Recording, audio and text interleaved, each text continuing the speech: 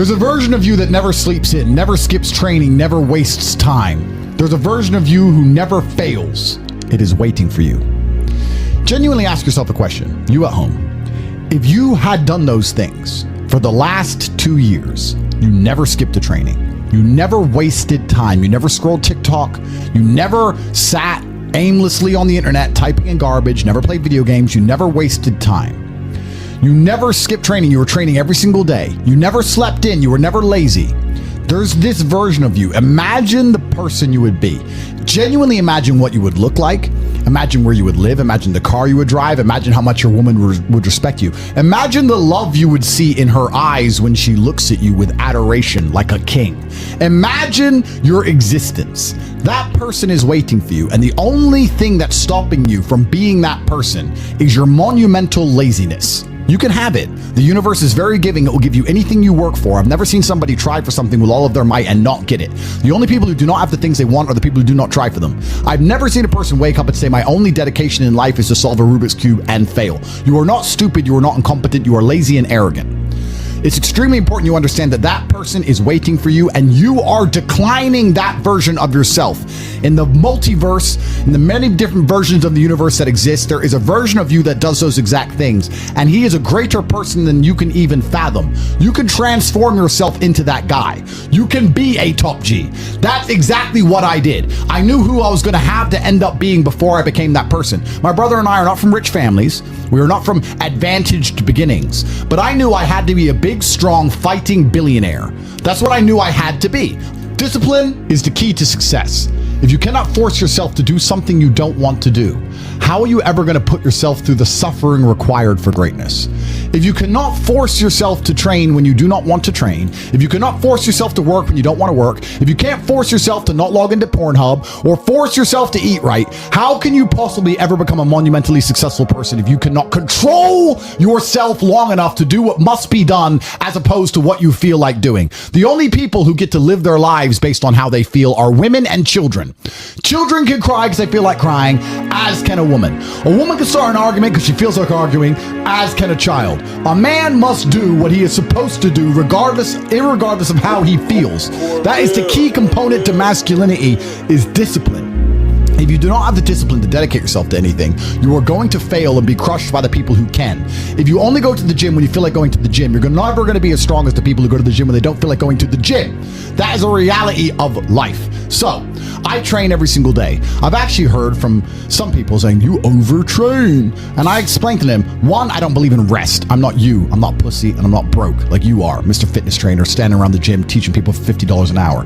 I don't need to listen to you. Secondly, I don't train because I want to get bigger. I train every day because it is difficult to train every day. It hurts. I don't want to. I wake up and I'm busy. I have other things to do. I don't feel like doing it. So I force myself to do it 7 days a week, 365 days a year, so that I know I'm the kind of person who can do what he doesn't want to do when it needs to be done.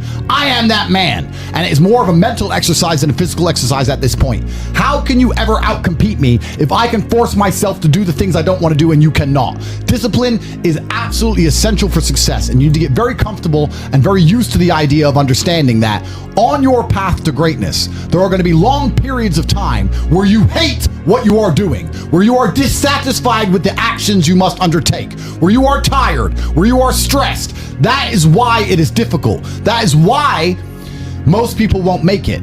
If the path was easy, everybody would walk it and it would lead nowhere. 100 people start the path, 99 fall off because it is difficult, and the one person who makes it to the end gets the gold. If all 100 made it to the end and the gold was divided by 100, it wouldn't even be worth anything. The difficulty gives it value. The fact that it is difficult to do is the key component into the fact you want it in the first place. If it wasn't difficult, everyone would have it and you wouldn't want it because no one would respect it. It's supposed to be hard. Life is supposed to be hard. You're supposed to think this is terrible. You're supposed to suffer and smile through the pain regardless. Discipline is the key to success in all realms as a man. And if you lack it, you stand no chance. You can give most people a roadmap to success. You can give them a Ferrari with a full tank of gas, and a lot of people still wouldn't make the destination because they would say the drive is too far away.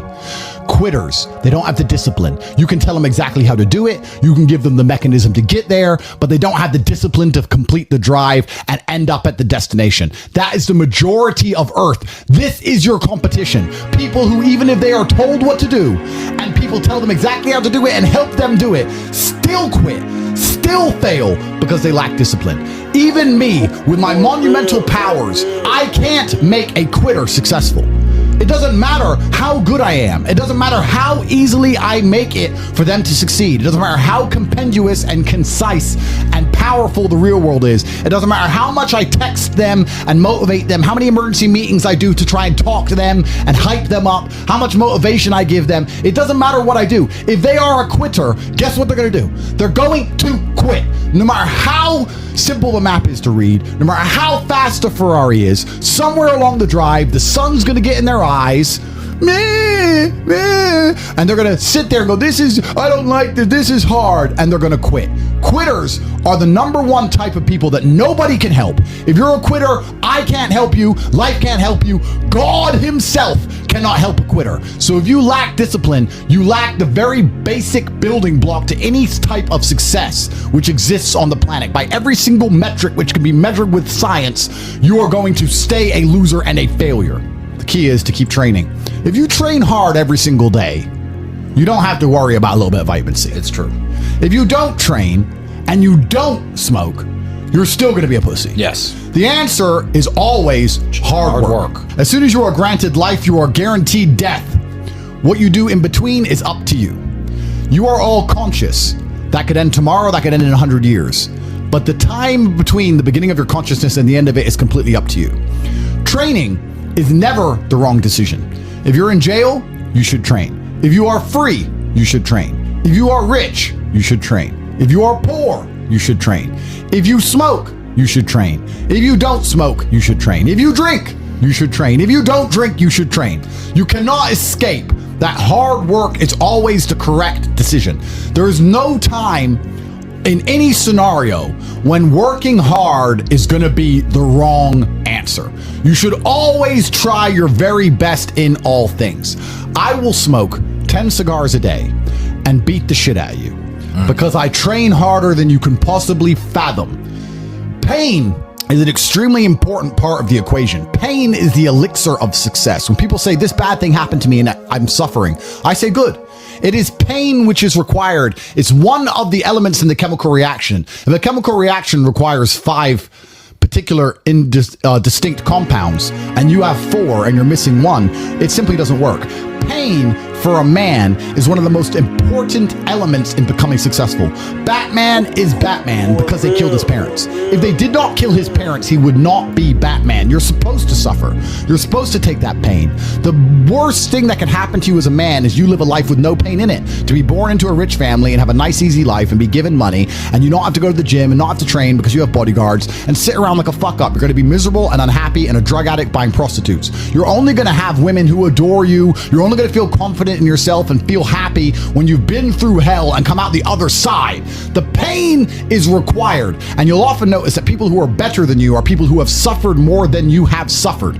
So the person who is waiting for you, he requires your motivation. It also requires huge amounts of pain. So when bad things happen to you, do not sit at home and lament. Do not feel sorry for yourself. Instead, look in the mirror and say, thank you, God, for giving me one of the ingredients that is needed for the chemical concoction that is going to turn me into a superhero. Because pain is an extremely important one. In fact, it's one of the most important ones for a man. Everything is war. All of it. Sitting in the commute without losing your patience is war. Trying to find a way to escape your slave job is war. Keeping your wife happy and your children inspired is war. Training to become stronger than before is war. It is all war, and it cannot be avoided. And I'll tell you why it's war, because war is 2 opposing sides trying to achieve the same goal. 2 opposing sides want the same land or the same influence over X land. And the car you want, the Ferrari, you're not the only person who wants it. The reason it's so expensive is because other people want it. The girl you want, the beautiful woman, Everyone wants her. It is war. It is competition. Everything about life as a man is war. It is conflict because you are competing against the other men who want it the same, which is why discipline is such an important thing, which is why you must take the pain and add it to the concoction to become as formidable as possible. Life is war. This idea that you can go through life as a man and avoid war is probably the biggest mistake that most men make, because it is impossible for you to achieve anything significant without war. Running a business is war. Running a hotel, running a restaurant, running an online company, it's war. Training is war. Life as a man is war. You need to wake up and view it exactly as what it is. Everything I want, other people want. Everything I desire, other men are trying to get. This is a war and I must outcompete them. That is the best possible mental model you can have. Even in jail, it was a war for who could stay most calm, a war who could control their mind the best, a war for who could suffer the least. That is war. I was surrounded by people who lost their minds and I refused. It was a battle and I was successful. Life in and of itself as a man is a never-ending struggle and a never-ending battle. It is the constant of the human condition. Evolution requires pain. While others complain that they do not feel happy enough, I'm happy I'm struggling. I don't want to be happy. I want to be great. This is the beauty of life as a man. Do you understand? I don't care. I'm happy to be struggling. I wanted to fight. You wanted to win. I wanted to fight. That's the difference. You're concerned with winning. I wanted to just fight. And we're fighting. That is the beauty of life as a man, to be great. If you concern yourself only with being happy, you are once again acting like a female or a child. Happiness is fleeting. It doesn't even matter if you're concerned only with the hedonism of happiness. You're going to drink alcohol and go to parties and go to festivals and take drugs. I want to be happy. Who cares? I want to be great. I want to be great all of the time. And let me ask you a question as a man at home, genuinely, truthfully. Would you rather be a loser who's always smiling, a happy loser, or would you rather be a stressed winner? Because I'll tell you something about winners. Most of them are stressed. We are stressed. We're stressed. Putin is stressed. Genghis Khan was stressed when his messenger turned up after a 4-week ride with updates from the battlefront of Iran. I'm sure he was stressed by what he read. Even if it was very good, even if it all looked fantastic, he's starting to feel stressed. Okay, well now maybe I need to go to Iran. How long is it going to take me to get there? Maybe we need to send more horses. Maybe we need to colonize Iran. He felt stress because the beauty of life as a man is to be great. So you have to sit here and ask yourself, do you want to be a happy loser that's insignificant? Nobody knows you exist. Women don't respect you. Men don't respect you. Nobody cares if you live or die, but you get to smile all the time. Or do you want to be one of the most important people on the planet with a little bit of stress?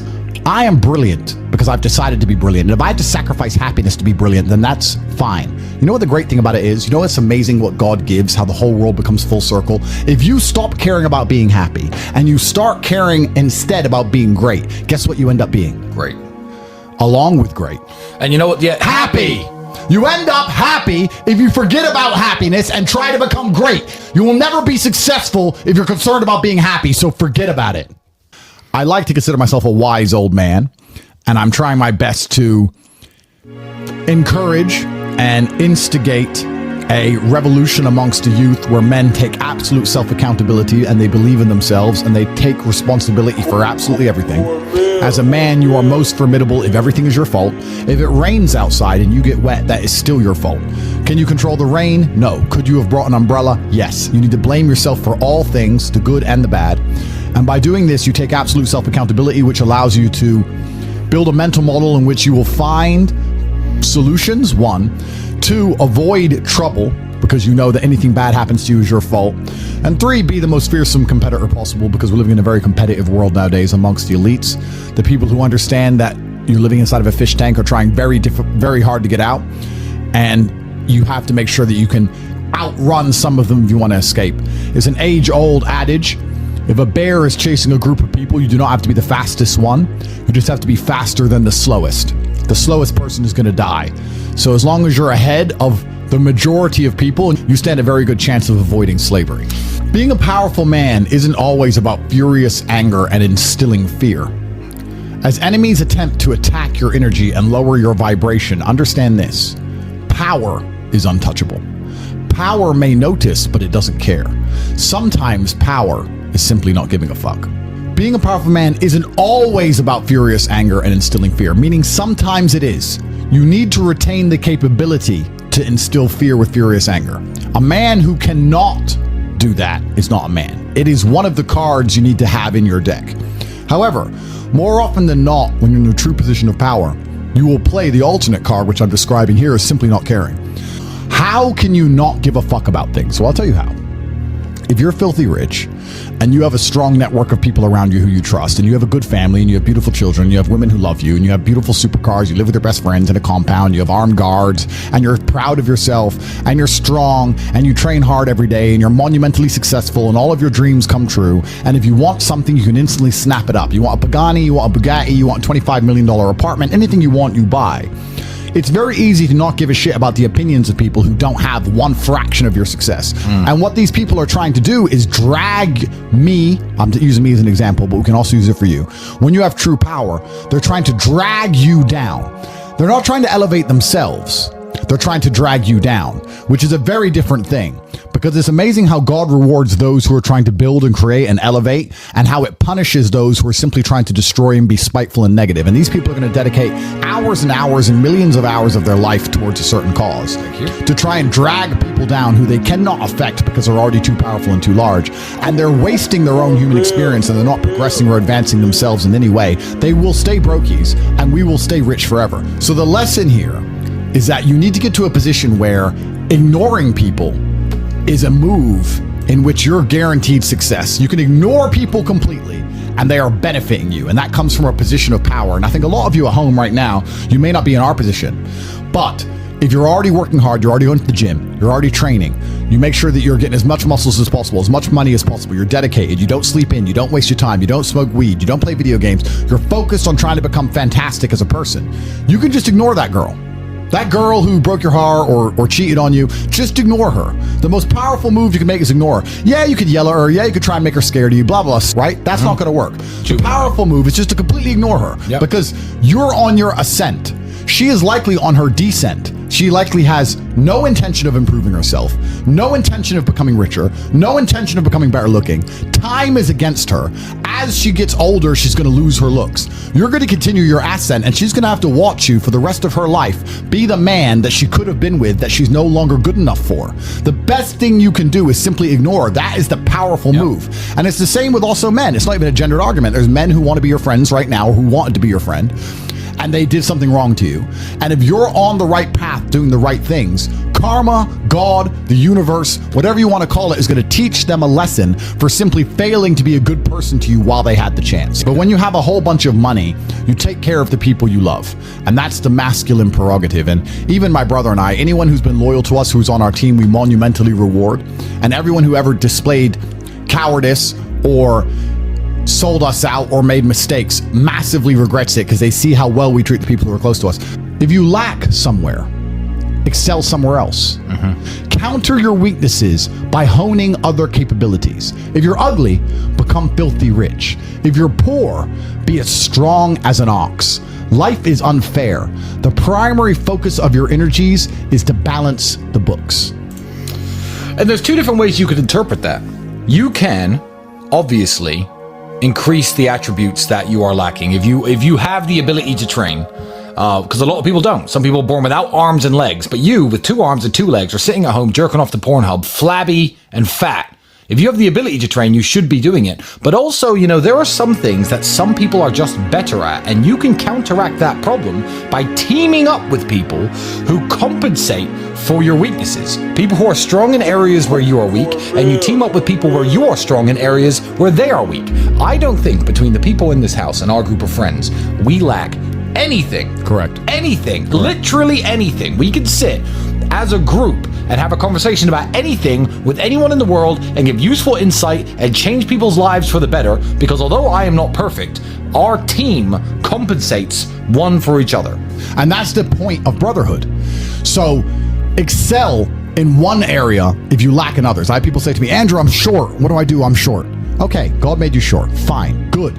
Doesn't matter. You can't change it. What you can do is become as strong as an ox and become filthy rich and monumentally important and extremely influential. You can do that. People say, I'm poor. You should be strong. Oh, I'm strong, but I don't have any money. Okay, then teach others to be strong. Yes. There's always a way you can take your advantages and use them. And by teaming up with other men, other people, you can build a team in which there are no weaknesses. So if you have a disadvantage, you also have somewhere God has given you a distinct advantage over others. And it is your duty to excel in that realm. It is your duty to become so monumentally influential and powerful within that specific criteria in which you have the capability to be brilliant, that your weaknesses no longer appear because they can be simply overshadowed by your network or overshadowed by your absolute competence. By constructing the correct mindset, you can be in the exact same scenario you're currently in, living the exact same life with a different mental model in which you view the world, and you will not only feel more powerful, you will be more powerful, you'll achieve more amazing things, you will be greater, you will be happier with the same car, the same woman, the same house, the same income, the same everything, but your mind changes the lens in which you view the world. Lenses change things. Rose-tinted glasses, perhaps dark glasses. You can put glasses on, change the lens, and you can view the world differently by changing how your mind